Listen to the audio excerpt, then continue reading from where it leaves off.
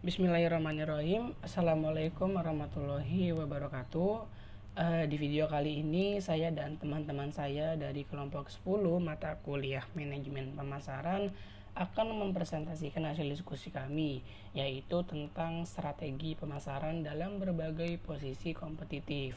Nah, sebelum itu izinkan saya memperkenalkan diri. Saya Kadafi Rafsanjani sebagai moderator sekaligus pemateri, dan saya ditemani oleh 4 teman saya. Yang pertama ada Hamidatur Rohmah NIM 055, yang kedua ada Yulfika NIM 056, yang ketiga ada Putri Dinda Lestari NIM 127, dan ada Dimas Ahmad Mufli NIM 199. Nah, untuk mempersingkat waktu dan mempersingkat video juga, langsung saja kita mulai pembahasan video berikut ini. Assalamualaikum warahmatullahi wabarakatuh. Saya Dimas Ahmad Mufli NIM 1907211000199. Saya di sini akan menjelaskan mengenai pengertian posisi kompetitif. Posisi kompetitif atau competitive position merupakan ukuran kesuksesan perusahaan, di mana salah satu ukurannya adalah dominasi relatif di pasar.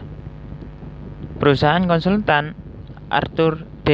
Little menyatakan bahwa sebuah perusahaan akan menempati salah satu posisi bersaing dalam industri bersangkutan, yaitu yang pertama, dominan perusahaan pada posisi ini mampu mengendalikan perilaku dan atau strategi pesaing-pesaing lainnya, serta memiliki banyak pilihan strategis tanpa terpengaruh tindakan-tindakan pesaingnya. Yang kedua, kuat atau strong. Perusahaan yang berada di posisi kuat mampu bertindak bebas tanpa membahayakan posisi jangka waktu panjangnya, walaupun para pesaing berbuat apa saja.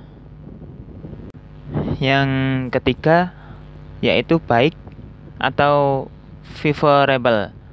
Dalam posisi ini, perusahaan yang berada di posisi ini, perusahaan memiliki kekuatan yang dapat dimanfaatkan dengan strategi-strategi tertentu bila mana kondisi industri membaik, serta mempunyai kemampuan dan peluang di atas rata-rata industri untuk meningkatkan posisinya. Yang nomor 4 yaitu sedang atau tenable. Pada posisi ini, perusahaan mempunyai kekuatan dan atau prestasi yang cukup memuaskan untuk menjamin kelangsungan usahanya. Namun perusahaan seperti ini acap kali kalah bersaing karena ulah perusahaan yang dominan serta memiliki peluang yang lebih rendah dari rata-rata industri untuk meningkatkan posisinya. Yang kelima, lemah atau weak. Prestasi perusahaan pada posisi ini tidak memuaskan, tetapi masih memiliki peluang dan kekuatan untuk perbaikan. Perusahaan ini harus mengubah dirinya, kalau tidak ia terpaksa keluar atau terjebak dari industri. Yang keenam, tidak ada harapan atau non-viable. Perusahaan yang berada pada posisi ini, prestasinya sangat tidak memuaskan, tidak memiliki peluang untuk perbaikan. Jenis-jenis posisi kuadran bersaing perusahaan. Yang pertama, kuadran pertama, posisi bersaing yang kuat di pasar yang tumbuh cepat. Perusahaan-perusahaan di kuadran pertama berada dalam posisi strategi yang sangat baik. Salah satu strategi umum bagi perusahaan-perusahaan demikian adalah konsentrasi terus di bidang usaha yang sekarang, karena konsumen tampaknya puas dengan strategi perusahaan yang sekarang. Bila mana mengubahnya akan membahayakan keunggulan bersaing perusahaan yang sudah mantap. Tetapi jika perusahaan memiliki sumber daya yang lebih besar daripada yang dibutuhkan, strategi pertumbuhan terkonsentrasi, ia dapat mempertimbangkan integrasi vertikal. Yang kedua, kuadran 2, posisi lemah di pasar yang bertumbuh cepat. Perusahaan-perusahaan di kuadran 2 harus secara sungguh-sungguh mengevaluasi ancaman mereka yang sekarang di pasar. Jika suatu perusahaan telah bersaing cukup lama untuk dapat menilai secara akurat manfaat strategi umumnya yang sekarang, ia harus menentukan yang pertama mengapa strategi tersebut tidak efektif, dan yang kedua apakah perusahaan mampu bersaing secara efektif. Bergantung pada jawaban atas kedua pertanyaan ini, perusahaan harus memilih salah satu dari 4 pilihan strategi umum, yakni formulasi atau reformulasi, strategi pertumbuhan terkonsentrasi, integrasi horizontal, divestasi atau likuidasi. Yang ketiga, kuadran 3, posisi lemah di pasar yang pertumbuhannya lambat. Para manajer strategi yang memiliki bisnis di kuadran 3 dan memperkirakan bahwa pertumbuhan pasar akan terus melambat dan posisi bersaing tetap lemah, biasanya akan berusaha mengurangi komitmen sumber daya mereka pada bisnis tersebut. Penarikan diri secara minimal dilakukan melalui penghematan atau retrenchment. Yang keempat, kuadran 4, posisi kuat di pasar yang pertumbuhannya lambat. Bisnis di kuadran 4, posisi bersaing kuat di pasar yang pertumbuhannya lambat, memiliki basis kekuatan yang dapat digunakan untuk melakukan diversifikasi ke bidang pada pertumbuhannya yang lebih menjanjikan. Bisnis ini memiliki dana kas yang tinggi dan kebutuhan akan pertumbuhan internal yang terbatas. Jadi mereka berada dalam posisi menguntungkan untuk melakukan diversifikasi konsentrik ke usaha-usaha yang menuntut keahlian mereka yang telah terbukti. Nah, untuk yang selanjutnya di sini saya akan menjelaskan tentang strategi market leader.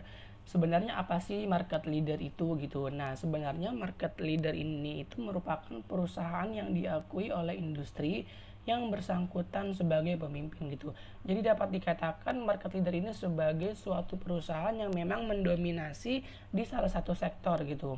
Nah, tetapi memang ada karakteristik atau ciri khusus gitu ya yang dimiliki oleh perusahaan yang dapat dikatakan sebagai market leader. Nah, yang pertama itu memiliki pangsa pasar sebesar terbesar 40% dalam pasar produk yang relevan. Nah, sebagai contoh semisal kita ambil contoh di dunia otomotif sepeda motor. Nah, dapat dikatakan jika kita lihat bahwasanya sepeda motor ini dikuasai oleh Honda, ya kan, sepeda motor Honda. Nah, mungkin ini Honda ini sebagai market leader yang mendominasi di pasar otomotif sepeda motor seperti itu. Nah, lalu yang kedua itu karakteristiknya adalah lebih unggul dengan perusahaan lain dalam hal pengenalan produk baru, perubahan harga, distribusi channel, dan intensitas promosi. Nah, jadi memang selain faktor yang pertama, bahwasanya faktor yang kedua ini memang perusahaan itu harus lebih unggul ya dengan perusahaan lain memang dari segi pengenalan produk barunya nih teman-teman. Kemudian dari harganya juga yang dilihat oleh masyarakat itu bagaimana, kemudian distribusi channel dan juga intensitas promosi. Kemudian ada lagi nih yang ketiga. Nah, yang ketiga itu apa? Yang ketiga ini merupakan pusat orientasi pesaing, bisa diserang, ditiru atau dijauhi.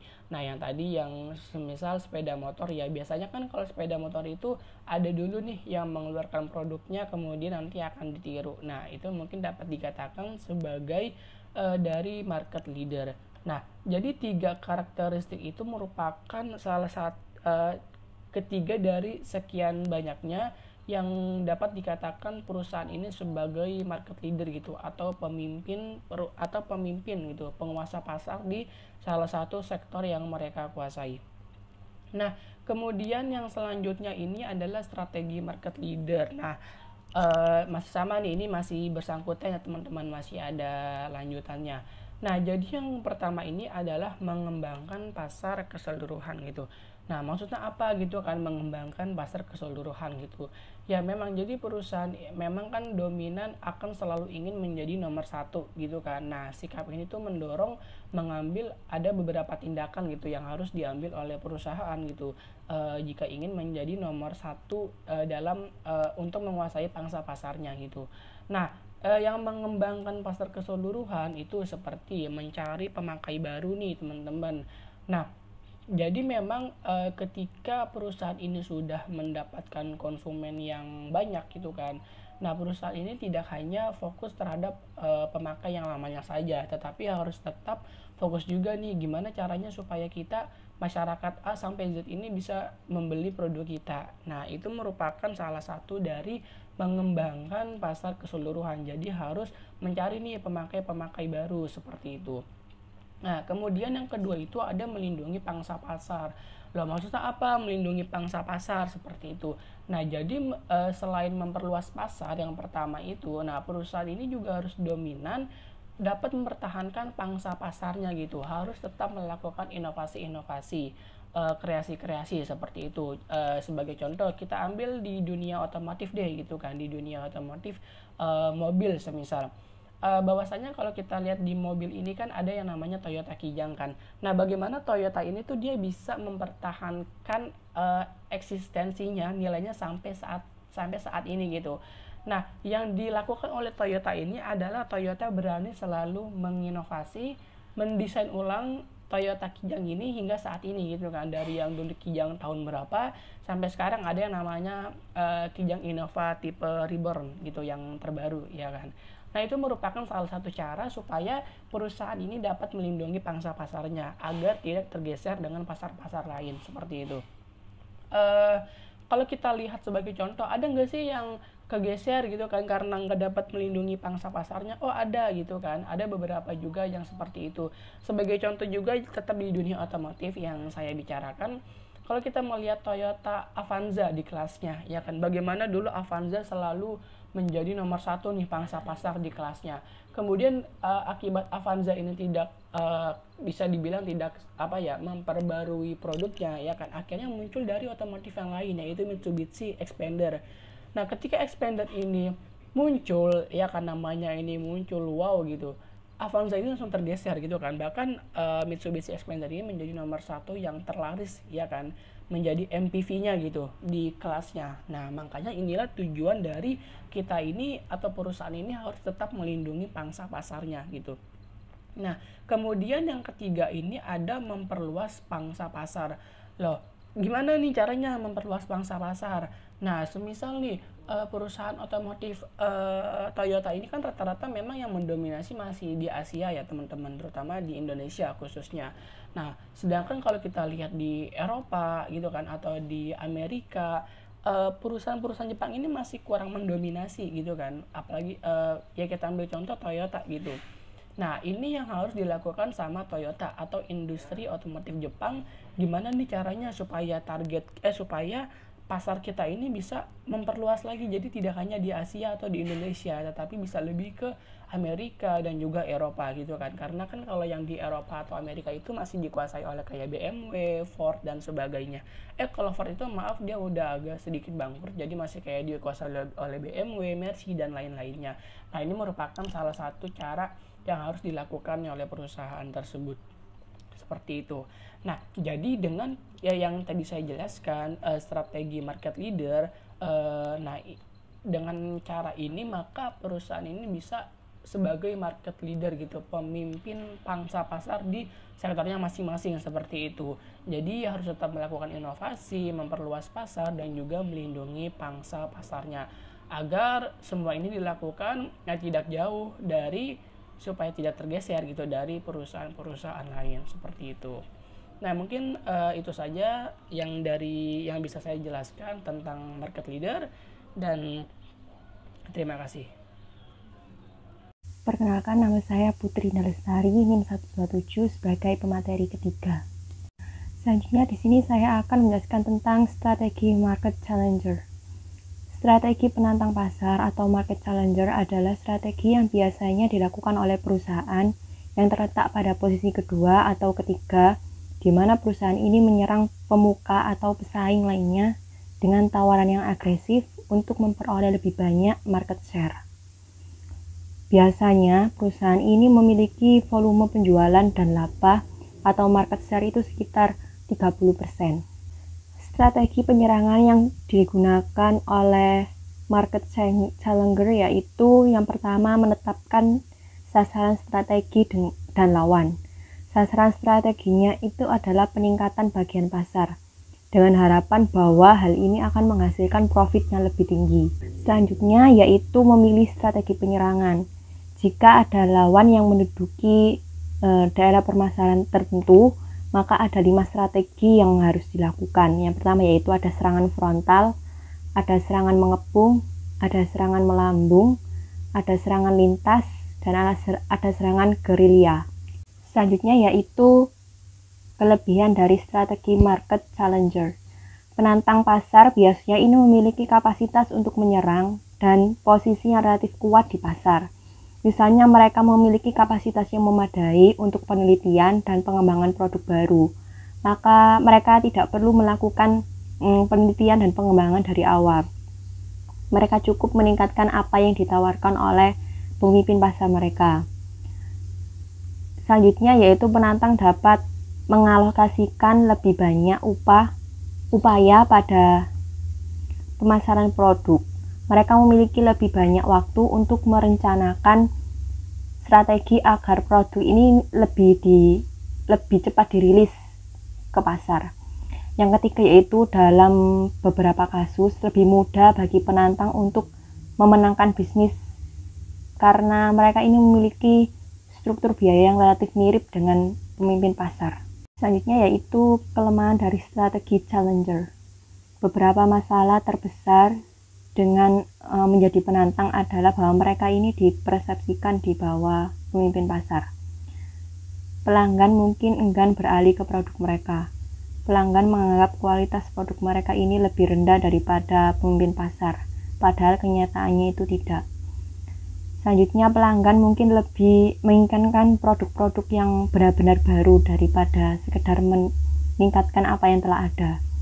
Jadi, memperbaiki kekurangan produk pemimpin pasar itu tidak menarik bagi mereka.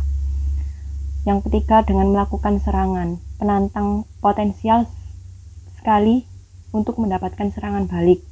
Ini dapat lebih menyakitkan karena pemimpin memiliki sumber daya yang lebih baik untuk menyerang. Serangan balik bisa saja membuat posisi penantang ini jatuh, dan akhirnya penantang pasar harus rela posisinya digantikan oleh pengikut pasar. Assalamualaikum warahmatullahi wabarakatuh. Perkenalkan, nama saya Yulvika dari kelompok 10 NIM 1907211000056. Strategi market follower adalah strategi bisnis yang biasanya diterapkan oleh beberapa perusahaan yang secara posisinya cukup kuat tetapi bukanlah perusahaan pemimpin pasar, yaitu perusahaan yang mendominasi pasar. Ketika perusahaan posisinya cukup kuat tapi tidak mendominasi pasar, ia dapat menerapkan strategi pengikut yaitu market follower. Artinya mereka secara langsung akan mengikuti arus perkembangan di pasar. Mereka tidak melakukan hal-hal yang bertentangan dengan kondisi pasar yang cenderung mengikuti market leader. Selanjutnya yaitu 4 strategi pengikut pasar. Ada 4. 1 ada counterfeiter, yang kedua cloner, yang ketiga adapter, yang ketiga imitator, yang keempat adapter. Yang pertama yaitu counterfeiter. Counterfeiter secara artinya yaitu memalsukan. Dari produk original menjadi produk KW, ya. Secara keseluruhan produk KW ini sama persis dengan produk original, yaitu mereka menjualnya dengan menjual produk palsu, ya, bisa disebut seperti itu. Strategi ini secara langsung itu tidak diperbolehkan, yaitu karena secara ilegal. Seperti contohnya yaitu produk Apple, yaitu pada iPhone yang dipalsukan, yang biasanya kaum awam itu menyebutnya dengan iPhone HDC. Yang kedua yaitu cloner. Cloner adalah pengikut pasar membuat produk yang mirip dengan merek pemimpin pasar yang sukses. Kemiripan ini dilakukan secara segala hal, mulai dari merek, warna, desain, bentuk, dan ukuran, sehingga konsumen dihadapkan pada pilihan yang biasanya ditetapkan pada harganya, yaitu bisa memilih di harga yang murah. Dan strategi ini bersifat legal. Contohnya yaitu biskuit Rodeo Cloner dari biskuit Oreo. Secara kemasan itu sama, yaitu warna biru. Terus biskuitnya itu sama persis, yaitu bulat, warnanya hitam, dan di dalamnya ada krim vanilanya. Ketiga yaitu imitator. Imitator adalah meniru beberapa hal dari pemimpin, namun masih bisa membedakan ciri dalam kemasan, iklan, harga, dan lain-lain. Pemimpin biasanya tidak terganggu oleh imitator tersebut selama imitator tidak menjadi penentang yang menyerangnya. Contohnya, Indomaret didirikan pada tahun 1998 yang imitatornya yaitu Alfamart yang baru didirikan pada tahun 1999. Yang keempat yaitu adapter. Adapter adalah mengadaptasi produk pemimpin pasar dengan mendesain produk yang sama sekali baru dikategorikan sama setelah mempelajari kekuatan dan kelemahan produk pemimpin pasar tersebut. Contohnya yaitu Equil mengadaptasi dari Aqua. Assalamualaikum warahmatullahi wabarakatuh. Perkenalkan, nama saya Hamidatur Rohmah dengan NIM 190721100055. Di sini saya sebagai pemateri selanjutnya akan menjelaskan mengenai strategi niche market. Nah, menurut Philip dan Peterson tahun 2001 mengartikan niche market strategi sebagai strategi pemasaran yang menggunakan diferensiasi produk untuk menarik kelompok pelanggan yang lebih fokus. Sedangkan menurut Teplens di tahun 1993 dalam Sarker dan Begum tahun 2013 mendefinisikan niche market sebagai penekanan pada kebutuhan tertentu atau penekanan pada geografis, demografis, dan segmentasi produk. Dilansir dari The Balance SMB, niche market adalah bagian dari sebuah industri dengan target pasar dan konsumen yang lebih spesifik. Dari target pasar tersebut, seseorang pebisnis atau marketer melakukan penjualan produk atau layanan yang ditawarkan. Nah, dengan cara ini sangat penting untuk dipertimbangkan saat ingin membangun bisnis di era sekarang ini, di mana persaingan semakin ketat dan luas.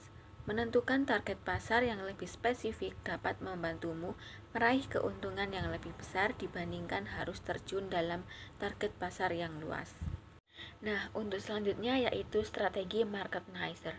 Satu-satunya cara untuk menentukan niche market adalah melakukan riset sesering mungkin. Perusahaan yang rajin melakukan riset pasar bisa menentukan segmentasi yang sudah ada, sehingga bisa menciptakan cara atau produk baru yang bisa dikembangkan oleh perusahaan tersebut. Beberapa faktor umum yang bisa digunakan untuk menentukan niche market adalah nilai, hobi, minat, faktor demografis, harga, pendapatan, dan lainnya. Alasan untuk mengimplementasikan niche market strategi yang paling utama adalah demi sebuah keuntungan atau profit. Perusahaan yang menerapkan niche market strategi mengetahui kelompok pelanggan sasaran dengan begitu baik, sehingga market nicher dapat memenuhi kebutuhan mereka secara lebih baik daripada perusahaan besar lain yang biasa menjual ke niche market tersebut. Niche market atau ceruk pasar atau relung pasar adalah peluang kecil yang terdapat dalam sebuah pasar. Pasar yang dilayani dalam niche market ini umumnya sangat spesifik sesuai dengan kebutuhan yang tertentu saja. Nah, dalam strategi niche market ini ada beberapa cara yang dapat dipakai untuk memilih strategi yang akan dipakai oleh market niche.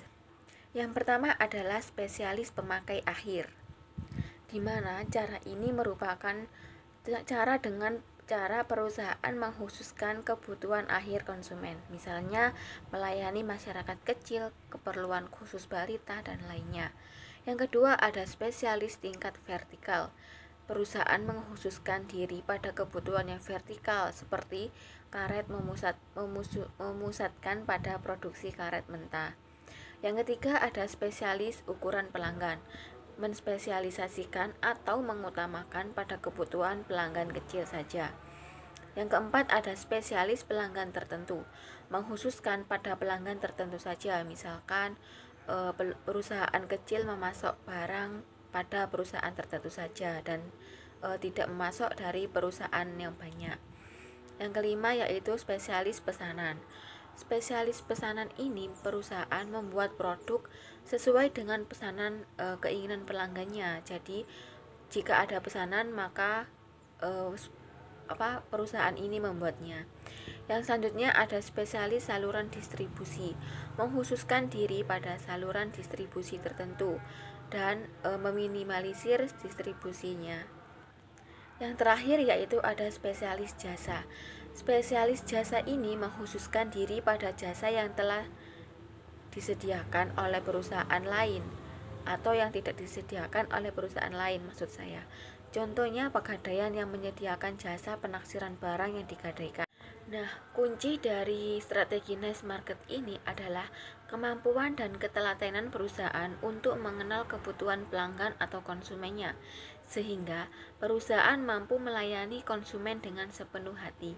Tugas perusahaan ini adalah mencari celah yang tidak terjangkau oleh perusahaan besar, sehingga strategi niche market ini bisa dikembangkan oleh perusahaan tersebut. Contoh sederhana dari niche market adalah di mana di dalam sebuah industri pakaian, dalam industri tersebut tentu saja kalian akan menemukan pakaian untuk anak-anak dan juga pakaian untuk dewasa, bukan? Nah, dari situ sudah jelas bahwa yang menargetkan pakaian untuk anak-anak dan untuk orang dewasa. Kedua pasar tersebut memiliki spesifikasi yang berbeda, mulai dari harga, gender, usia, dan lainnya. Tentu saja ini yang menjadi contoh dari strategi niche market sendiri. Kurang lebihnya saya mohon maaf. Wassalamualaikum warahmatullahi wabarakatuh.